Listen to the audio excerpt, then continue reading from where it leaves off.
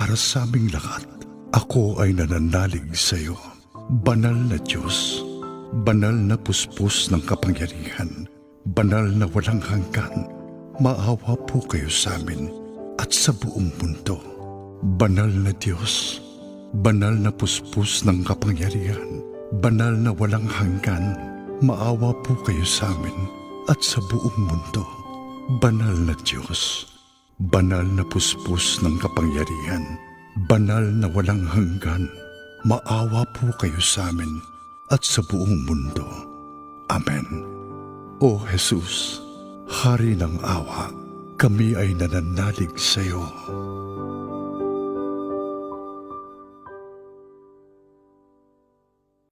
Maagang balitaan, maagang usapan sa mga issue at balita. Kasama si Kuya Angelo Palmones sa Magandang Umaga Pilipinas. Mula Lunes hanggang Biyernes.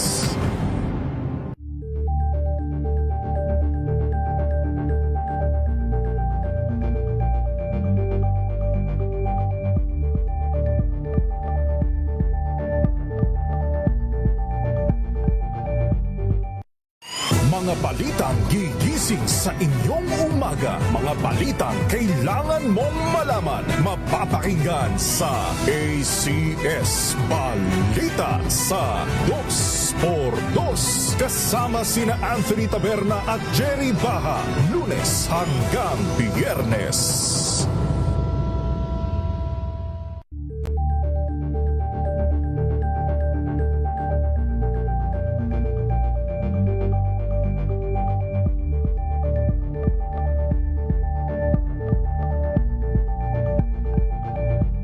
Tambalang Anthony Taberna at Jerry Baha ang gigising sa inyong umaga dahil lalatay ang humahagupit na diskusyon at komentaryo. Lunes hanggang Biyernes sa 2x2.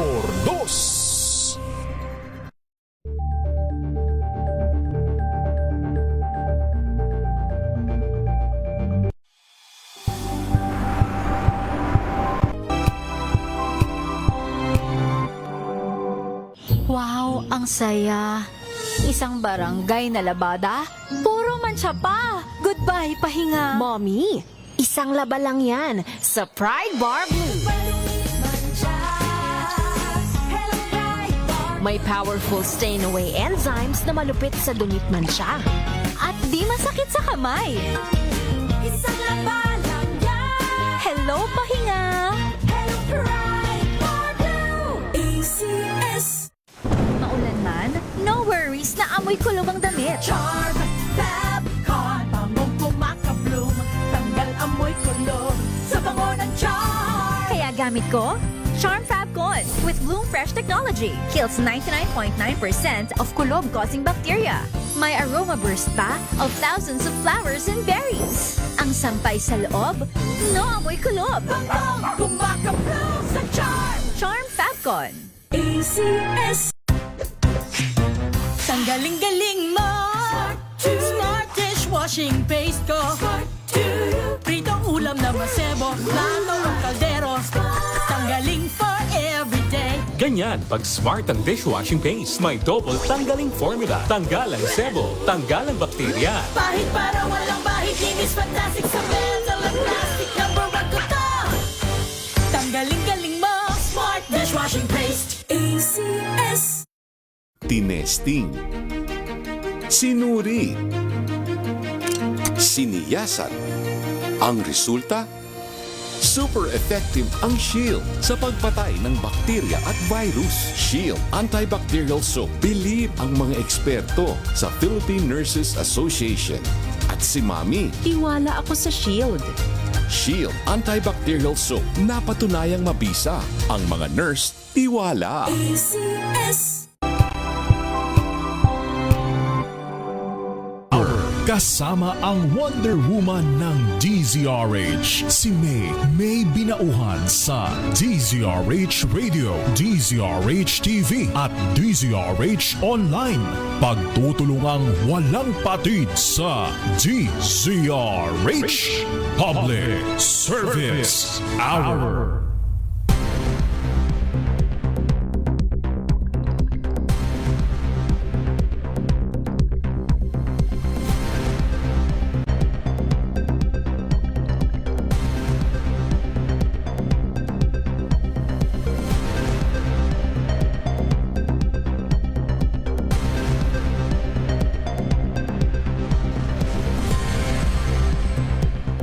Magandang hapon. Medyo mainit na hapon na. Talaga namang sumikat na po ang haring araw. Sabi nga nila. Ayan, naramdaman na natin yung medyo pag-init ng panahon. Ayan, dito po sa atin sa Metro Manila. Kaya sa lahat po ng ating mga ginigiliw na tagapakinig sa Luzon, sa Visayas at sa Mindanao, kumusta na po tayong lahat? Happy Thursday afternoon. Ika-20 na po tayo sa buwan ng Agosto. No? It's August 20, 2026. Mga kaibigan, muli po, samahan niyo pa rin po yung lingkod. May binauhan dito po sa Public Service Hour. Siyempre pa, una sa Pilipinas, una sa Pilipino. Tayo po tuloy-tuloy na maghahatid po ng public service. At siyempre tayo po ay merong mga partners na ating makakausap, makakakwentuhan ngayong hapong ito ng Webes. At pero bago dyan, pupuntahan muna natin ang lalawigan ng Bulacan na nakaranas po ng mga pagbaha. No, nitong nakalipas na araw at meron pa rin mga baha. Ganon din po ang lalawigan ng Pampanga. No? Ang ating Team Lingkod Lapid, ang ating mga partner sa Team Lingkod Lapid sa pangunguna po ni Senator Lito Lapid. Kasama nila si Sir Mark Lapid.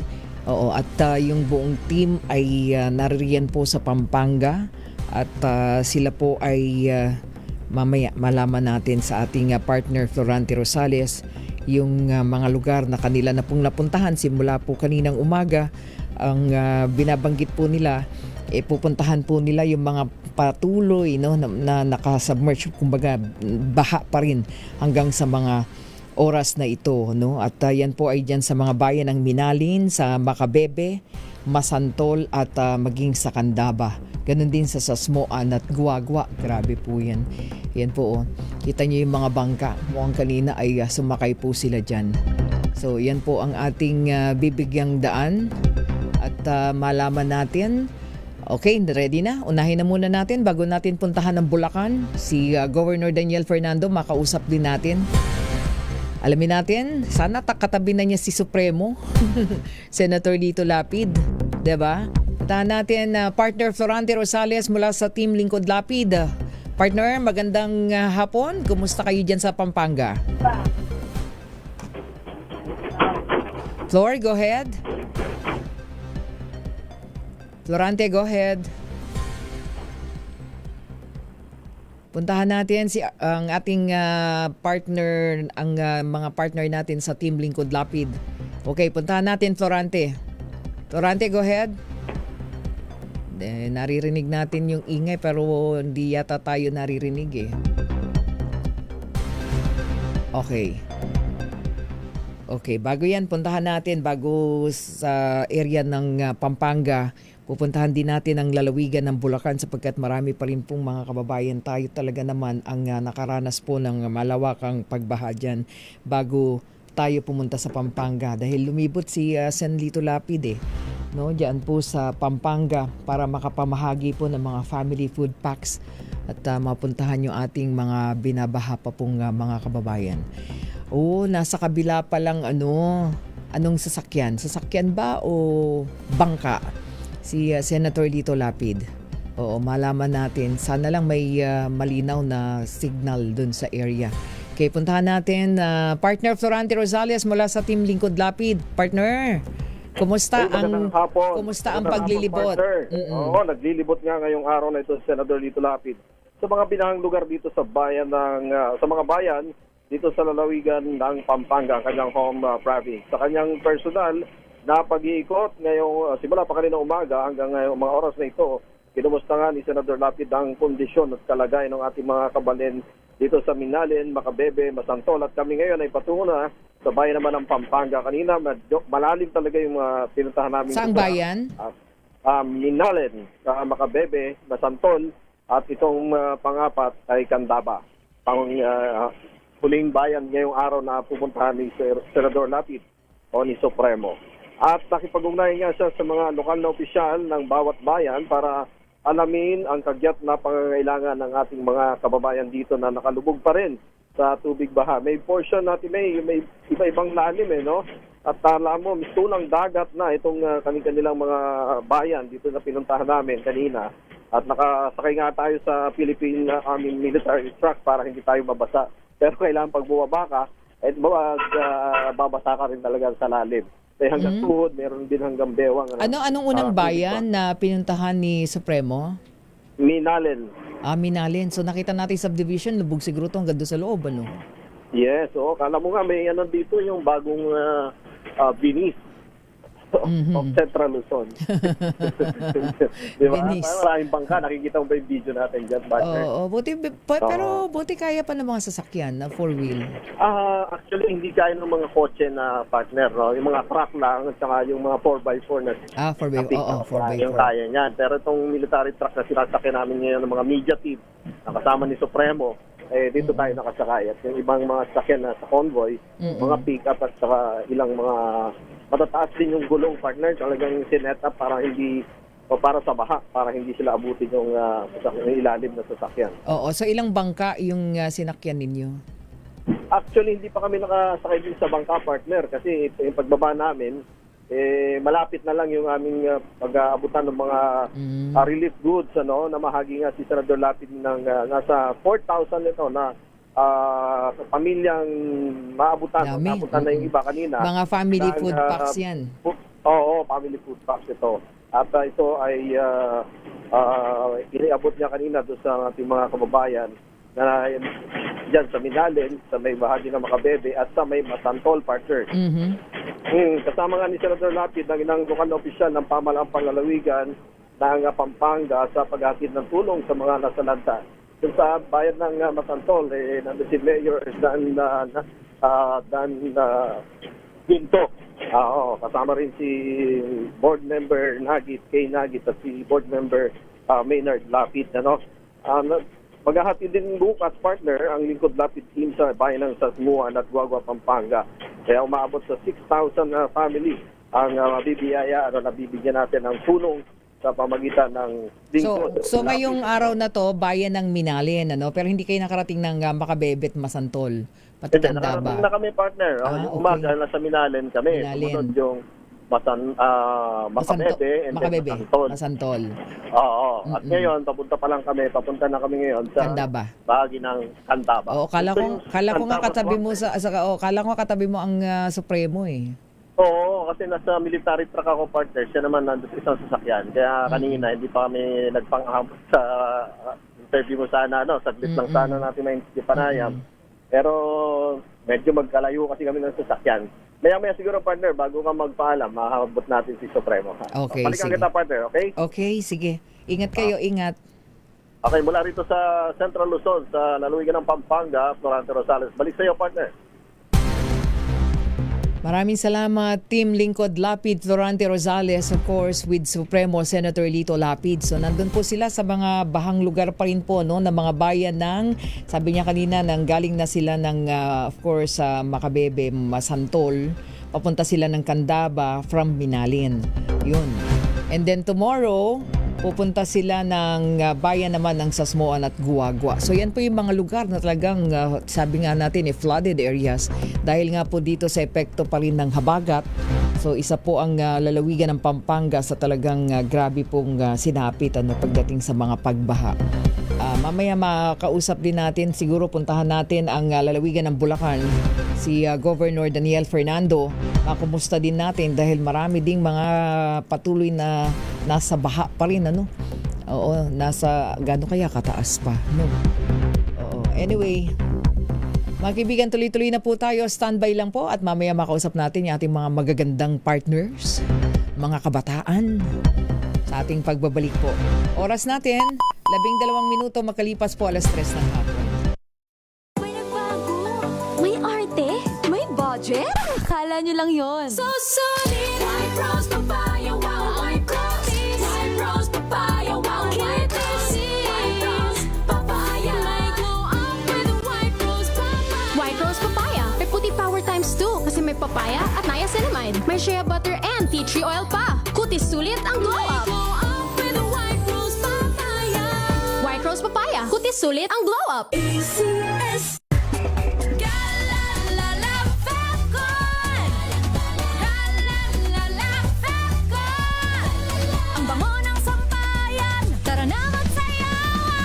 Fabcon, amoy nakaka-joyful. Hello, I'm Enteng Perez. I live here in Vegas and I'm a concert promoter. I could sustain this fabulous lifestyle in Vegas, not only have a fabulous job, but I have a fabulous healthy lifestyle. Number 1, good diet. Number 2, I have a good healthy regimen and routine. And of course, the most fabulous of them all is MX3 capsules and coffee. I love it. MX3, dito ako believe. Mahalagang paalala, ang MX3 capsule ay hindi gamot at hindi dapat gamiting panggamot sa anumang uri ng sakit.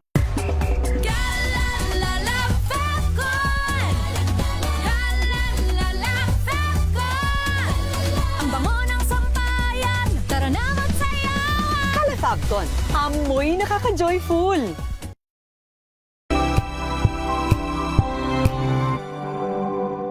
Wow, ang saya. Isang barangay na labada, puro mancha pa. Goodbye, pahinga. Mommy, isang laba lang yan sa Pride Bar Blue. May powerful stain-away enzymes na malupit sa dumit mancha. At di masakit sa kamay. Isang laba lang yan. Hello, pahinga. Hello, Pride Bar Blue. ACS. Hello, Washi. Laundry day na naman. Yay! Anong meron? Mancha ng chocolate, putik, may libag pa. Kaya natin yan! With Pride Washing Machine Detergent, may triple stain-away formula. Tanggal ang makapit, madikit, at malupit na dumit mancha. Kaya easy-easy ang labada. Mula noon hanggang ngayon. All you need is pride. All you need is pride. ACS. Sa lahat ng bagay, simula pa lang, siguraduhing max protection na. Kasi pag kulang ang proteksyon, baka madaling masira. Sa ngipin, dapat may max protection din. Max sa alaga ng Unique Toothpaste. With Max Protect Formula, help stop cavities before they start, while keeping breath fresh. Try Unique Maximum Fluoride Protection. Para max alaga, max protektado. ACS. Sa puso ng kalikasan, natatangi ang prutas ng mangosteen. Ito ay nagtataglay ng antioxidant compounds na alpha, beta at gamma mangosteen. Ang MX3 capsule ay isang food supplement na gawa sa natural na mangosteen. Ito ay tested and proven to help avoid knee joint pain discomfort para iwas-iwas sa sakit with long-term supplementation 2 capsules daily. MX3 capsule, tunay, natural at orihinal. Mahalagang paalala, ang MX3 capsule ay hindi gamot at hindi dapat gamiting panggamot sa anumang uri ng sakit.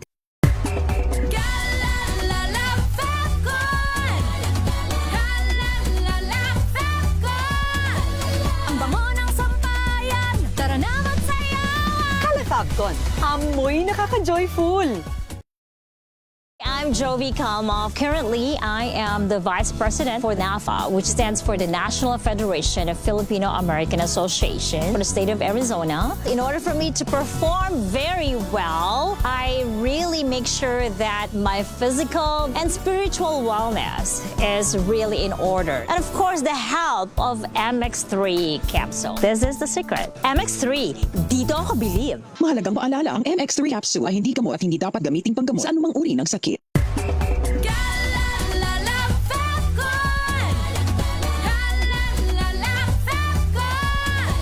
ang bango ng sampayan, tara na magsayawan. Kala Fabcon, Amoy nakaka-joyful.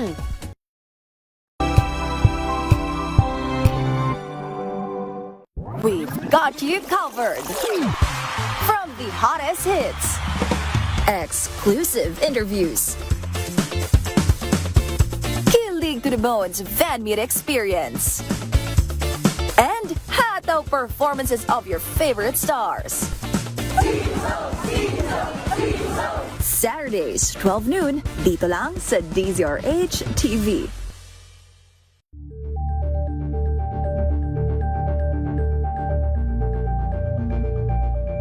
Ito ay bunsod ng naitalang 17 individual na ang kanilang naaresto.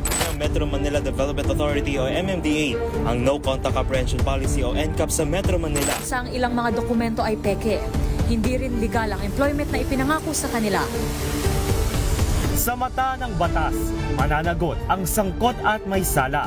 Sa pagtulong, sa paglilingkod, sa pag-alalay, kasama si May Binauhan sa DZRH Public Service Hour. Oras po natin, 18 minuto makalipas ang 3:00 ng hapon. Balik po tayo sa ating programa at sa bahaging ito, meron na tayong mga makakasama at makakwentuhan na natin. Ang mga magaganda, di ba? Deklarado eh. Yan, mula po sa JCI, no? At unahin muna natin, ayan, konti, hinga ka ba muna? Konting hinga. Sige, sino unahin ko? Unahin ko muna President. And then sunod-sunod, oo. Okay. Sige, unahin ko muna siyempre yung laging nandito. Pangilan na, welcome back natin. From JCI Makati Princess Urduha, ang ating pong mga panauhin ngayon. Alam niyo, meron silang malaking program, project, tree planting. Parang kakatawag lang sa akin ng Maynilad Water. Sabi ko sa kanila, services. Ang Maynilad, lagi po nating partner, no? Ang ating mga member volunteers ng DZRH Operation Tulong, lagi pong kasama sa tree planting ng Maynilad. Kaya bibilangin namin ilang puno na yung mga naitanim namin at nabuhay. Diyan po sa may area ng ating dam, no? Sa Ipo Dam. Napakahalaga po ng area na yan, yung mga watersheds dyan, dahil yan po nandyan po yung pinanggagalingan ng ating tubig inumin, ano? So siguro this time meron din silang malaking tree planting. So pag-usapan po natin to. Mula po, sabi ko nga kanina, deklarado, magaganda po sila. Kaya napakaganda ng hapon natin ngayon at makakasama natin mula sa JCI Makati Princess Urduha. Unahin natin ang kanilang president ngayon, si Miss Faith Garcia. Hello. Miss Faith, magandang hapon. Hi, Miss May. Magandang buhay. Magandang buhay. Thank you Good for afternoon. having us again. Oo nga. So, it means, what we're doing is sustainable because we can't stop. Hindi naman talaga pwedeng mag-stop, Yes. diba? Yung kulay nila, kulay din yan na DZRH Operation Tulong, the blue color. Okay? And then of course, welcome back natin. Ayan, Beatrice daw siya ngayon. Hindi, Miss Bea Watin, magandang hapon. Magandang hapon, Miss Mia, sa lahat ng mga nanonood sa DZRH. And welcome back to us. Oo, welcome back. Oo nga, pero anong position mo right now sa JCI Makati Princess Urduha? Member? Incoming board of directors. Wow! Incoming board of director. Yes. Oo nga pala. So, dapat tawag ko na sa'yo, Director. Bea. FD ang tawag namin. FD. Future Director. Director. FD. Ayan. Welcome back. Thank you, Miss May, for inviting us. Yes. And of course, kasama din po nila ngayon. Ayan. From JCI Makati Princess Urduha din po. Ayan. Miss Zarina Budarani. Tama ba? Yes. Hi, good afternoon. Hi, good Welcome. afternoon. Thank you so much for having us. Yes. Kailangan magtagalog ka dito, ha?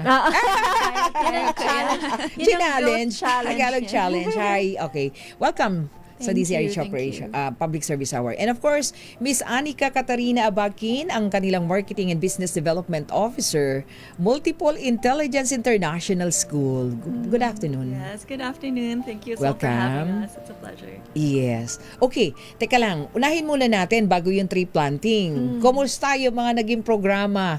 Kasi medyo matagal-tagal din hindi tayo nagkakwentuhan. Miss Bea and Miss Faith, sinong magkukwento? Ano yung mga malalaking naging programa ng JCI Urduha? Princess Urduha. Actually, sobrang dami, Miss May. Ano yung mga malaki? Okay, so we have... Impactful. Yes. So we have Pinay Power. Oo, yun. That Pinay Power na you pinag-usapan remember that. natin. Correct. Yes. So it's a national flagship program of the whole JCI Philippines. Okay. Tapos ang Makati Princess Urduha ang nag-national launch. Wow. Yes. So, syempre, di ba, all 300 chapters in the Philippines. Pero si MPU ang nag-launch nationally. So this program naman is called Safe Mothers, Strong Futures. So first 1,000 days, kasi super importante ng first 1,000 days na health ng bata. Ng bata. Kasi kapag hindi naalagaan yung 1,000 days, they are prone to stunting. So slow development. So may apektado ang future nila, as in the entire future, their professional life, careers nila, and how they interact socially. It really starts in the first 1,000 days. So what we did is we partnered with an international partner. They are called Bountiful Children's Foundation. Wow. Yes. Okay. Baka magandang mga naging programa Yes, niyo. Like, opo. anong mga ginawa? So, sa ground? Correct. So, we provide Communities. monthly nutritional supplementation for pregnant moms, lactating moms, and yung first few months yung for newborns. Yes. So, iba ang nutritional supplementation ng newborn, iba din ang nutritional supplementation ng nanay.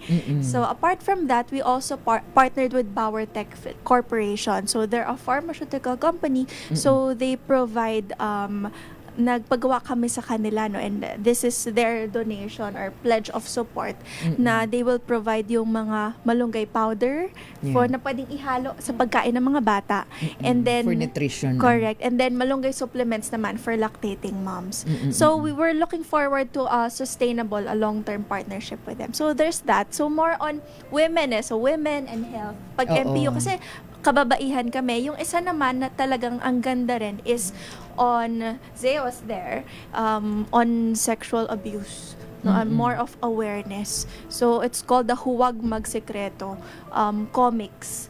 Na we partnered with Children's House of Hope, o CHH naman. And ang ganda din na ginagawa nila internationally. And we want to talagang fortify it pa here in the Philippines. Kasi it's a successful comics na partners buy and then they donate to schools, to libraries. But now, what they did is, nagkaroon ng video animation for it. And Miss May, nakita ko talaga yung mga bata, Yung na-hook attention. sila.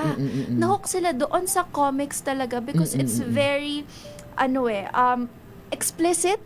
Pero at the same time, it teaches them the value of saying no. Saying, kasi it's important to say no yun yung hindi So parang dapat natuturo. pala nating ibalik yung mga bata, ano? Dun sa Yes. mga ganoon. Wag lang dun sa mga gadgets ng mga social media. Napakahalaga. Yes, tama Rhea. naman po. Kasi I think to prevent is magsa-start din talaga to children saying no. And the comics and yung ginawang skit ba yun or Video animation will help the young children to protect themselves kahit wala din yung mga adults around them. Kasi especially nowadays, di ba? Actually, siguro may comment kayo dyan, di ba? Dun sa mga huling nangyari. Oo nga eh. Dalawang magkasunod, ano? That's university, no? Yes. Di ba? So I think social media is a good platform also to promote, 'di ba?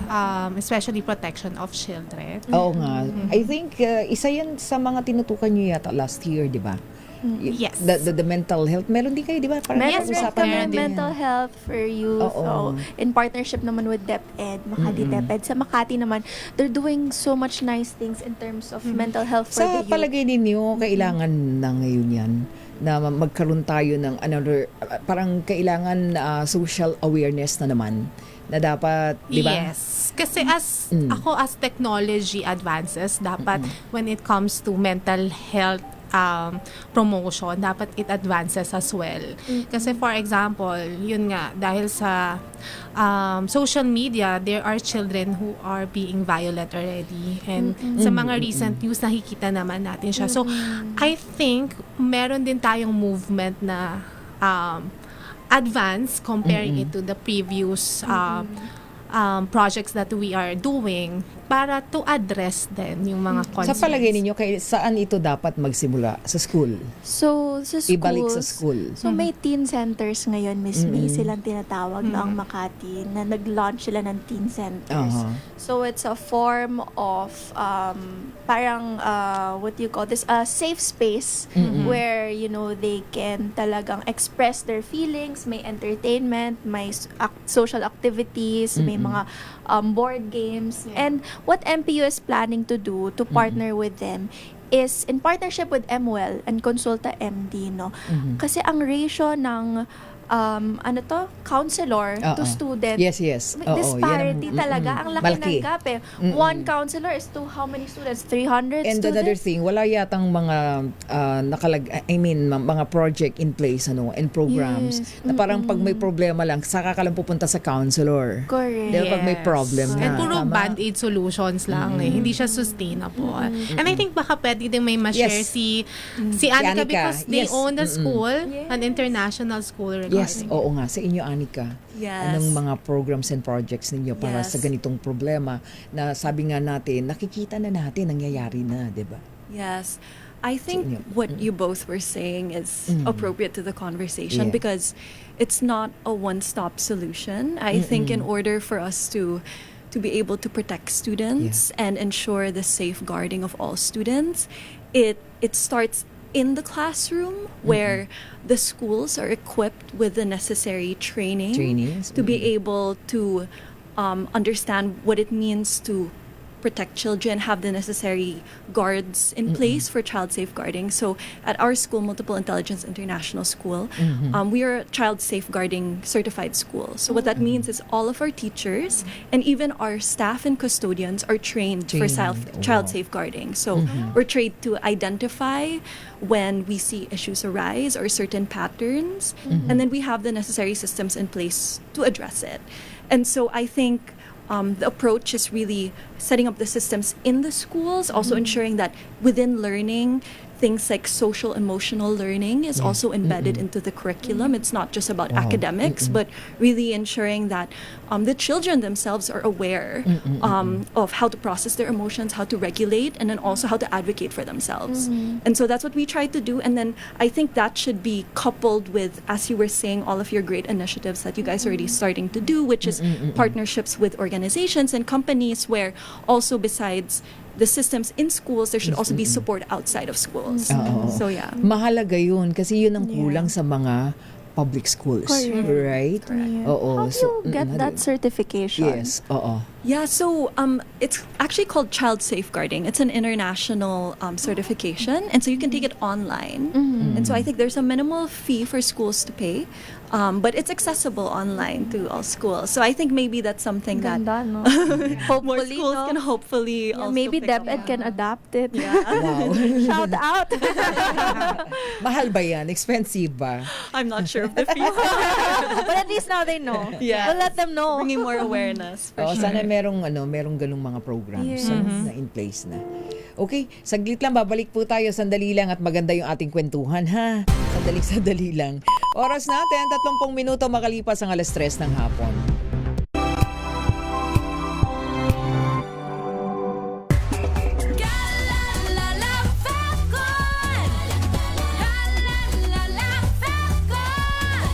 Ang bango ng sampayan, tara na magsayawan! Calafabcon, amoy nakaka-joyful!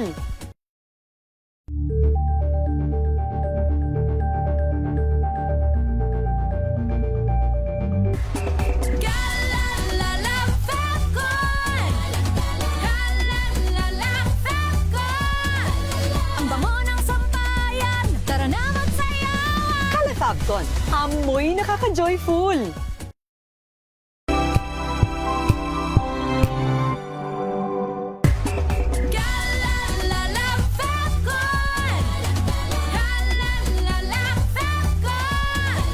Ang bango ng sampayan, tara na magsayawan! Calafabcon, amoy nakaka-joyful!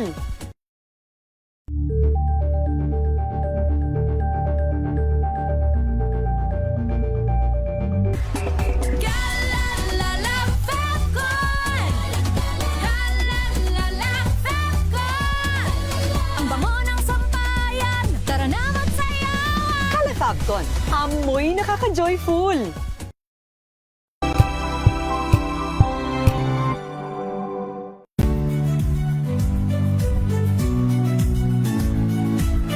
Magandang araw mga kaibigan. Ito po ang inyong balerina ng bayan, si Lisa Makuha Elizalde, na nag-aanyaya sa inyong samahan kami at ang aming mga espesyal na panauhin para sa kalahating oras ng masayang kwentuhan sa aming programang Art to Art, kung saan ang usapang sining at kultura ay para sa lahat.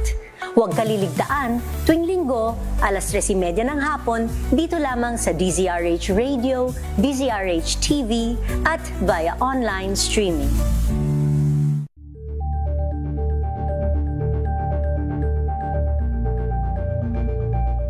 Curious ka ba sa maraming bagay? Kami na ang bahala dyan! Aalamin, tutuklasin at bibigyang linaw namin ang mga katanungang bumabagabag sa inyong isipan. Sa programa kung saan ang bawat sagot ay galing lamang sa mga eksperto. Ang Expert's Opinion, tuwing linggo 3:00 ng hapon, dito lang sa DZRH TV.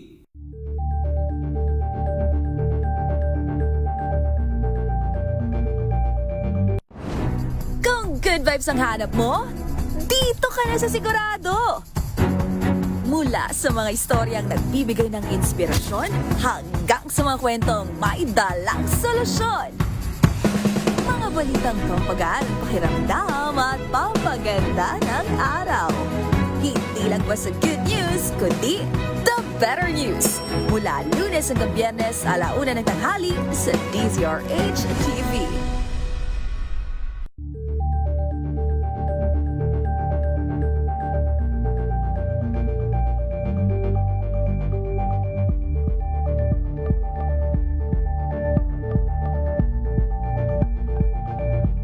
Sa pagbabalik tanaw sa 87 taong legasiya ng DZRH, napagtagumpayan na ng kauna-unahang himpilan ng radyo sa Pilipinas ang iba't ibang pagsubok, kabilang na ang bangungot noong panahon ng ikalawang digmaang pandaigdig. Impormasyong naihatid ng himpilang KZRH ang siyang naging kaagapay ng mga Pilipino at nakasama hanggang sa nakamit ang kalayaan. At nang muling mapas sa kamay ng mga Pilipino ang kasarinlan, nagbukas din ang panibagong lugdo para sa himpilan. Mula sa KZRH na kalaunay naging DZRH, ang mga balita at impormasyon ang nagsilbing gabay ng mga Pilipino. Naging hudyat ito ng panibagong simula at patuloy na paglago, kasabay ng pagsilang ng mga programang nag-iwan ng bakas sa kasaysayan at sa puso ng bawat Pilipino.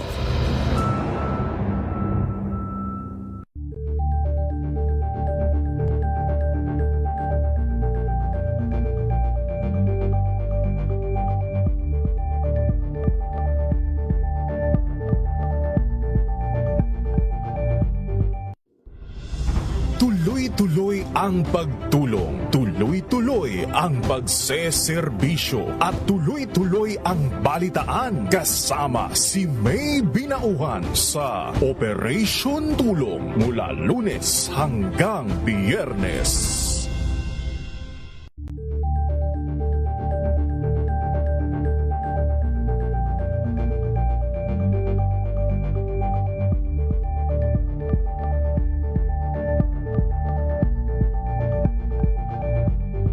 Ngayong ika-87 taon ang kauna-unahang himpilan ng radyo sa Pilipinas, ang DZRH, patuloy pa rin magbabalita, magseserbisyo at magbibigay pag-asa sa iba't ibang sulok ng bansa. 1994 nga nang inilunsad ng One Nation, One Station sa inisyatibo ni MBC Media Group Chairman Mr. Fred J. Elizalde. Naabot ang nasa 97% ng populasyon sa Pilipinas gamit ang nationwide satellite broadcast. Patunay ang 20 relay stations mula Luzon, Visayas at Mindanao sa patuloy na dedikasyon ng DZRH sa loob ng maraming dekada.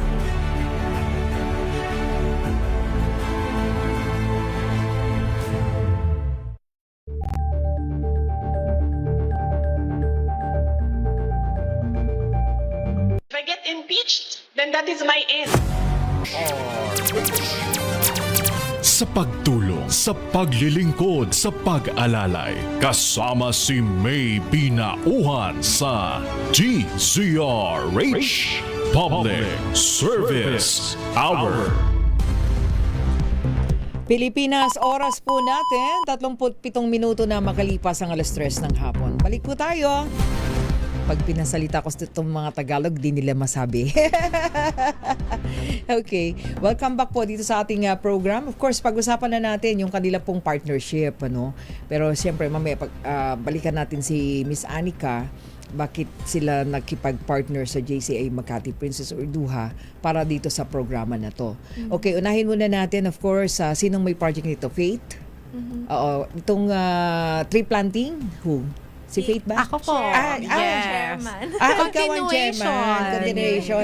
Okay. Kala ko si ano na eh. Okay, ito ay gagawin saan at anong naging inspiration nyo dito? Kasi pag sinabi natin tree planting, dapat magti-tree planting ka ng tag-ulan, di ba? Rainy season dapat. Di pwedeng summer. Anong mga itatanim? Ayan, sige, pag-usapan ulit natin. So, yung inspiration is, of course, it started hearing a lot of news regarding ghost flood project control, diba? So, a lot of Filipinos were affected. And also, early this year, na-experience natin yung extreme heat. Ang init talaga, ang lala. And ngayon, ang El Nino pa next year. Exactly. Ngayon, ang na-experience naman natin is extreme flooding. So, parang tubig naman. any season here in the Philippines, kailangan talaga ng tulong ng mga puno. So, yun yung main inspiration niya. Yes. So, we started last May as the first leg. So, JCI Makati Princess Ordua co-hosted a project of Rotary last time. And it was successful, 200 trees. And currently, buhay naman lahat. And half of the trees are parang ka-height ko na. So, wow, bilis. So, in fairness naman to the Miyawaki method of Ayala Land, it's really effective. So, yun yung inspiration.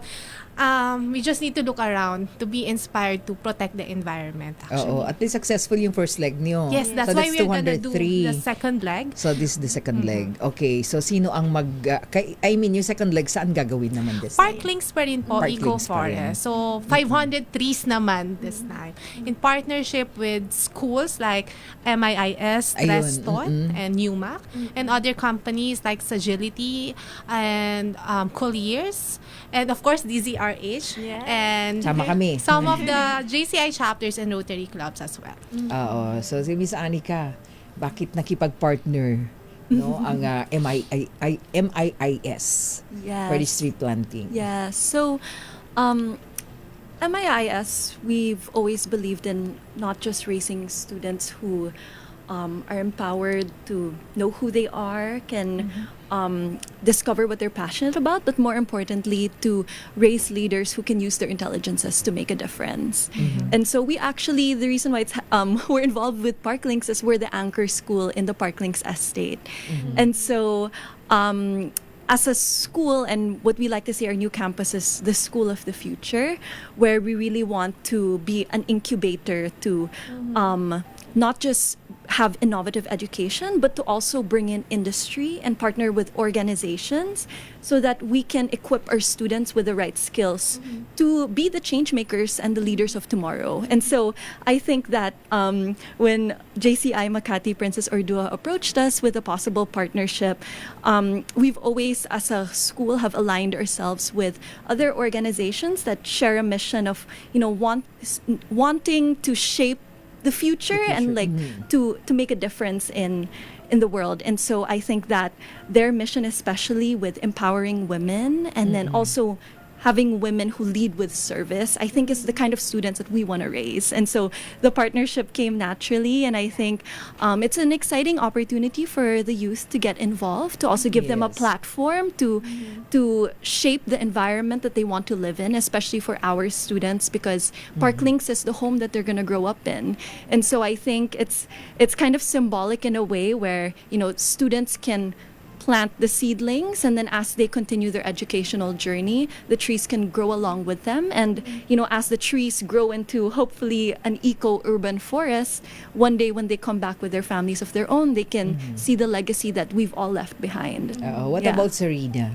What is your role? I'm the co-chair. I help Zaya organize the tree planting project and the fundraising prior to the tree planting. What's really good, I think, about this is that it's not one project and we stop there.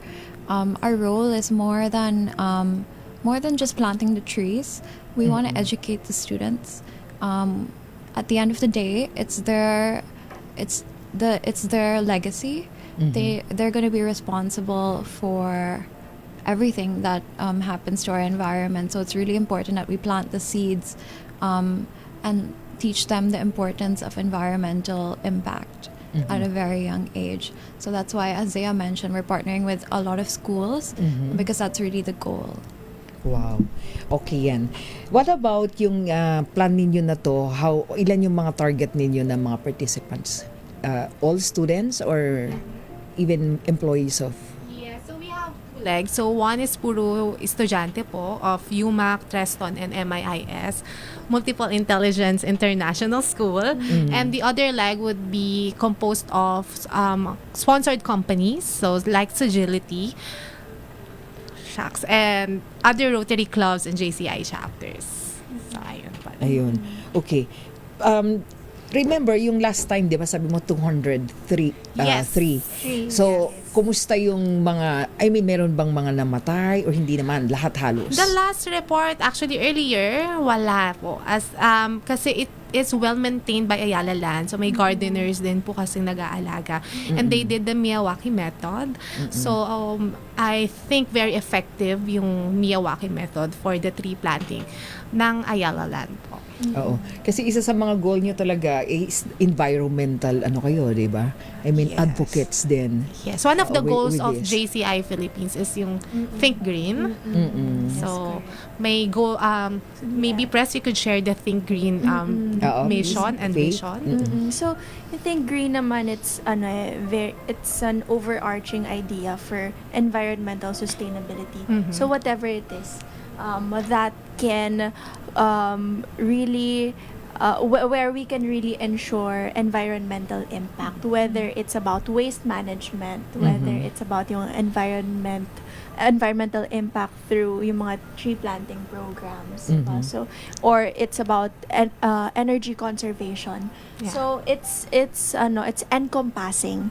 But si JCI Makati Princess Urdo, we prioritized itong tree planting, but the sustainable way of doing it, wherein we really get to monitor yung 3-month growth, 6-month growth. Kasi we've experienced a lot of tree plantings before. I personally have experienced a lot of tree plantings before. Kung napupunta lang kami sa bundok in Sierra Madre somewhere. Of course, it was a good project, no? But we never got to go back. We never got to really know how it progressed. But now we're here, second time around, we're able to monitor it successfully for 3 months na, and we know because the partnership with Ayala Land is strong as well. So we get to develop meaningful partnerships also, with different stakeholders. So I think that's what matters when it comes to sustainability, and that's what JCI is after. We don't just do one-time projects.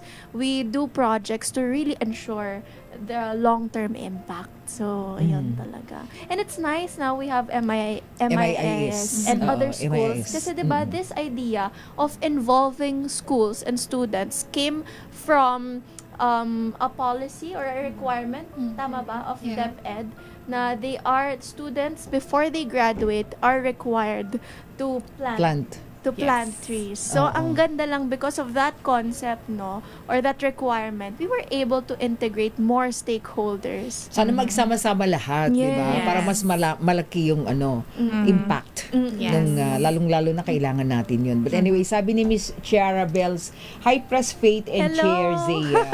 Hi Chiara! Shout out to Chair Chiara. Shout out niyo raw sila. Shout out to Chair Chiara. Miss May, siya ang aming chairman ng medical mission ng Monday.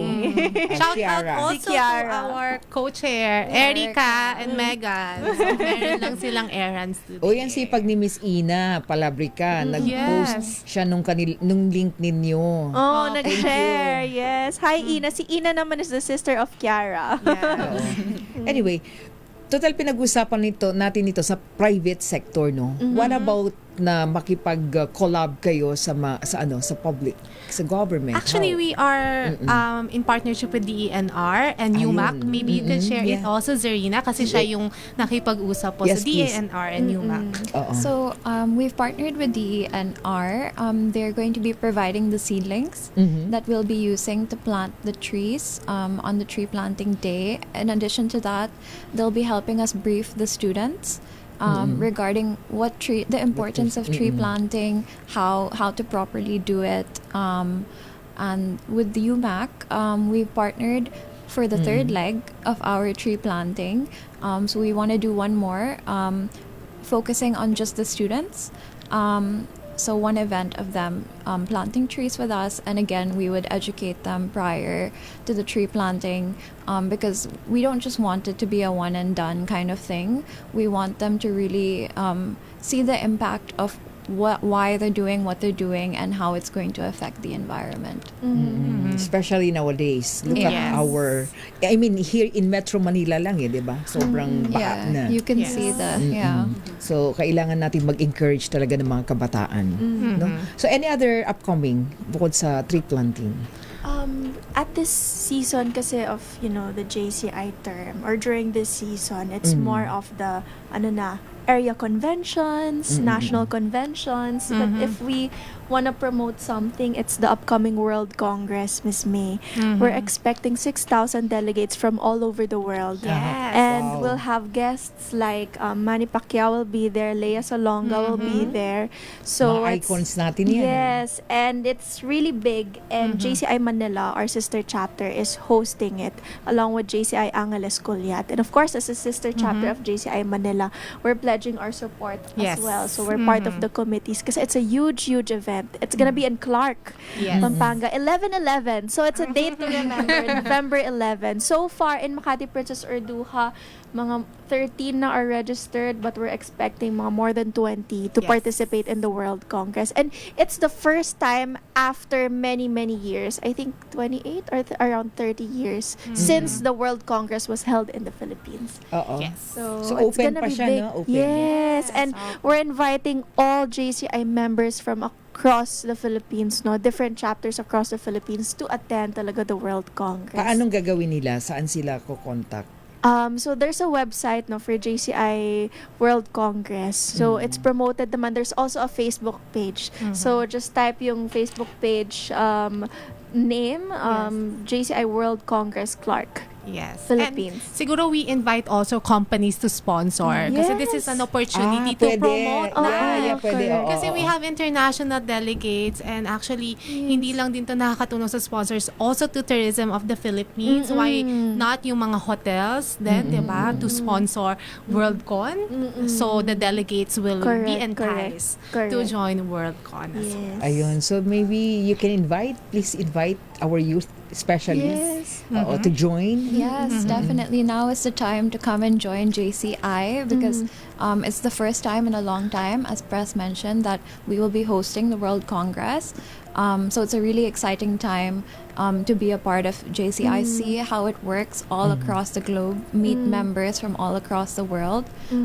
It's going to be something truly fun, educational, and so it's gonna be a synergy of leaders, youth leaders. And iba talaga when you attend an activation like that or a convention like that. Yung social awareness mo, diba? And your motivation to contribute to society even heightens. Yes. Kasi events like that empower us more. And yung connection, seeing how different chapters from all over the world get to contribute to society.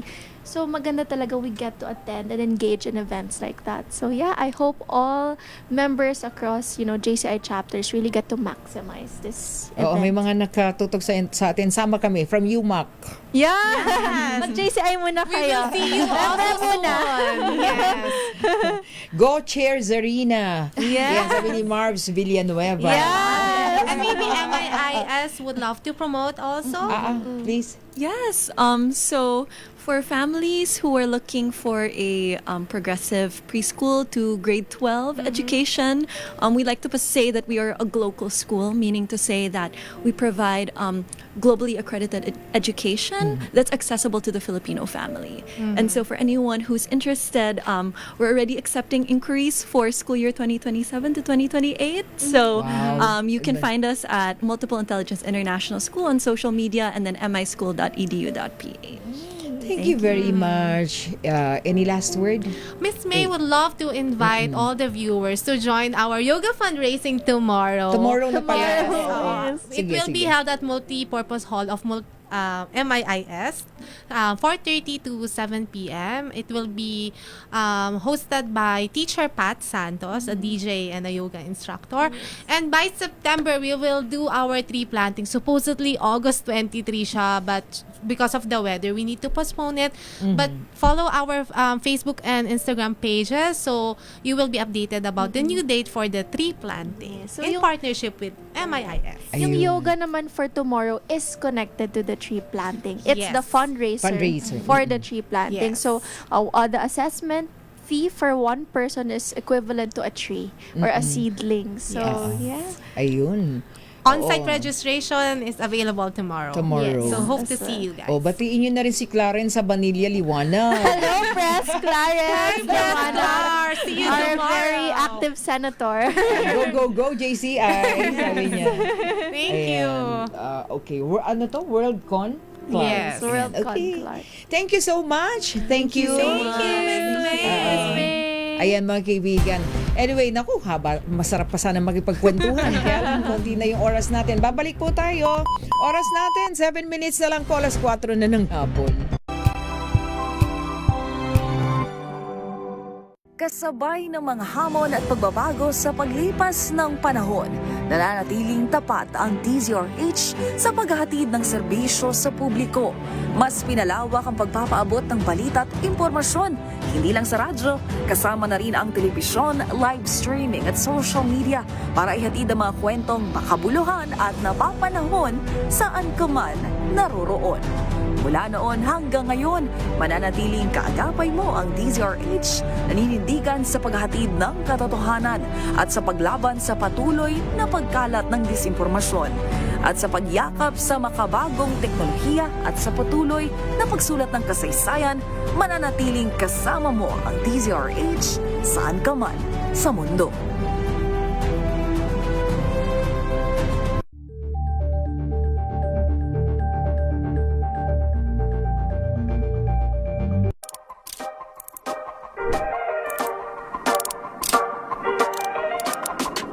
Doon ko natutunan mahalin yung sports ko. Dahil malaking tulong talaga sa akin. Dahil hindi po ako kaya paaralin ng magulang ko. Dahil sa sobrang hirap namin dahil magsasaka lang kami. Tapos bata pa ako, magsasaka na ako. Doon minahal ko siya. Sabi ko, mas madali pa itong gawin kaysa magsasaka. Tina-target mo ang Olympics.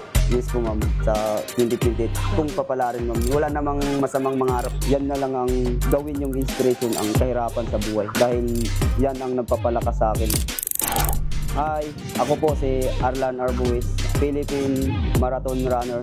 Inimbitahan ko po kayo na manood sa aking interview sa Matchpoint. Mabuhay ang atletang Pilipino. Better News. Una sa Pilipinas, una sa Pilipinas. NBS, Trending and Bara Show. Nakahandang sa ating balitan mga kaibigan sa Rapido Hanaw. Public Service Hour. Siyempre pa, una sa Pilipinas. Una Ayan ang kabuhanan din pala tuntunan ng break time. Sabay niyo na po ang mga balita at talakayan sa Balansyado. Maraming Abangan this Saturday. Hi, kami ang banda ni Cleggy. And you're watching Scene Zone. Kahit konti o madami, still bigay yung 100% na. Yung ngayon, medyo may cholesterol to. Ayun, ganun lang nga. Alam namin, nangaasar lang siya Hindi, may personal minsan. Ganon. Ako magiging flat control ng iyong luha. Years ko nang Ay, 3 years pa lang dati. 3 years pa lang. Sorry. Niloloko mo lang sarili mo. Hindi ka niya mahal. Hindi ka niya mahal. Alas 12 ng tanghali, dito lang sa DZRH TV.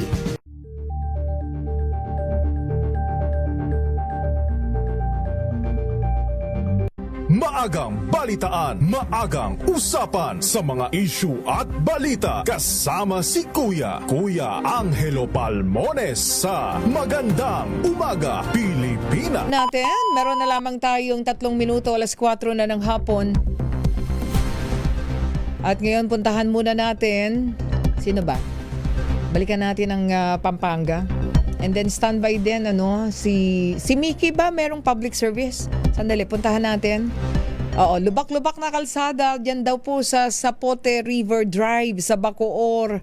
Inireklamo daw po ha. Standby. RH27 Noche Cacas.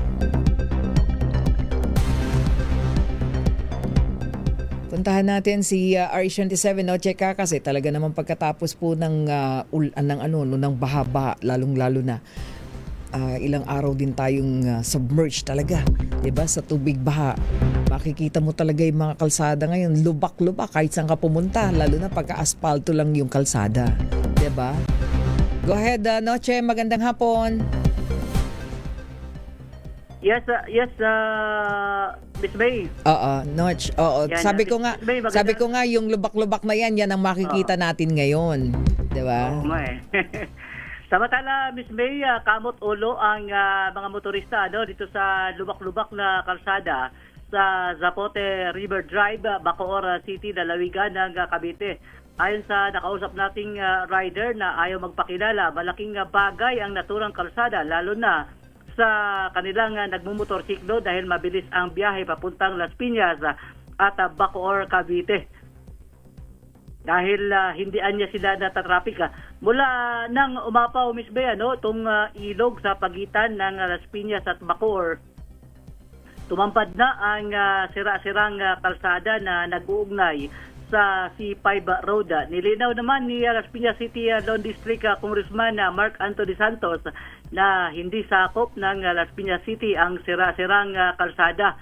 Sakop-an niya ito ng Bacoor, Cavite, ngunit wala umanong kinalaman ang local government ng Bacoor dahil proyekto umano ito ng national government tulad ng DPWH. Ang tulay na dapat magdudugtong mula Bacoor papuntang Las Piñas City ay nakatingga rin na proyekto umano ito ng DPWH. Narito si Congressman Mark Anthony Santos. Hindi naman ito sakop ng local government. This is a national project ng DPWH. Kaya dapat i-correct din natin yung misconception na ang accountable dito yung mga mayor. So ito, Bacoor at doon sa katabi, Las Piñas. Pero hindi naman yun ang issue dito eh. Dapat lahat tayo nagtutulungan.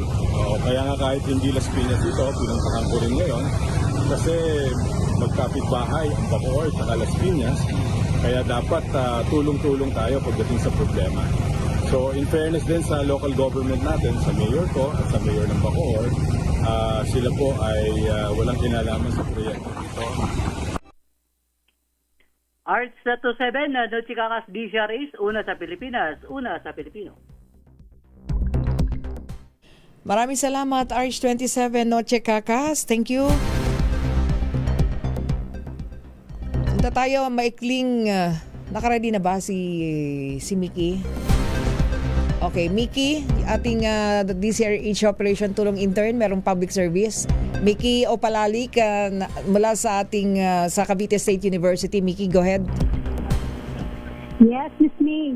Biyaya kong ituring sa Lapu-Lapu City ang bawat tatak ng ulan dahil sa patimpalak sa kanilang bayan, kung saan bawat naipong tubig ulan ay mapapalitan ng papremyong handog ng pamahalaang bayan.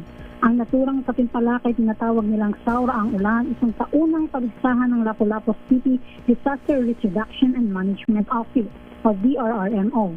Ito ay upang ikayatin ang mga barangay at residente na maglagay ng rainwater harvesting at catchment system, partikular na sa mga isla gaya ng Olango Island. Ayon kay DRRMO Head Nigel Banyasha, mahalaga ang programa dahil umaasa ang Lapu-Lapu City sa supply ng tubig mula sa mainland ng Cebu.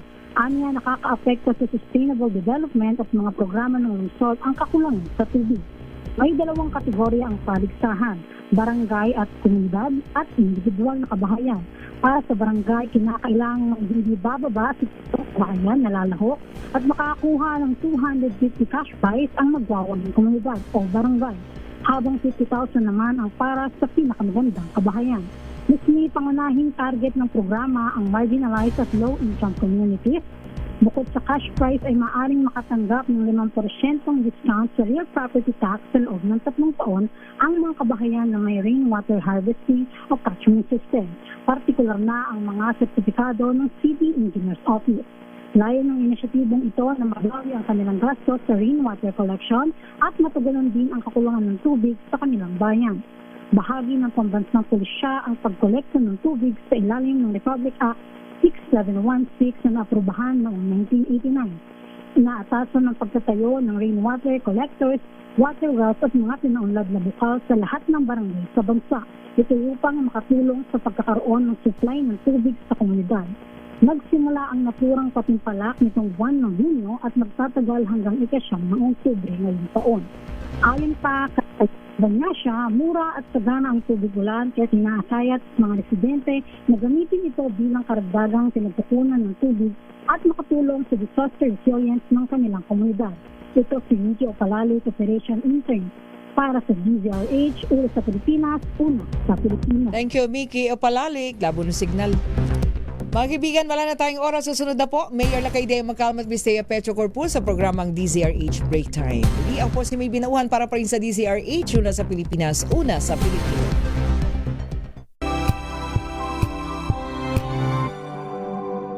Hello, Washi! Laundry day na naman! Yay! Anong meron? Mancha ng chocolate, putik, may libag pa! Kaya natin yan! With Pride Washing Machine Detergent, may triple stain away formula.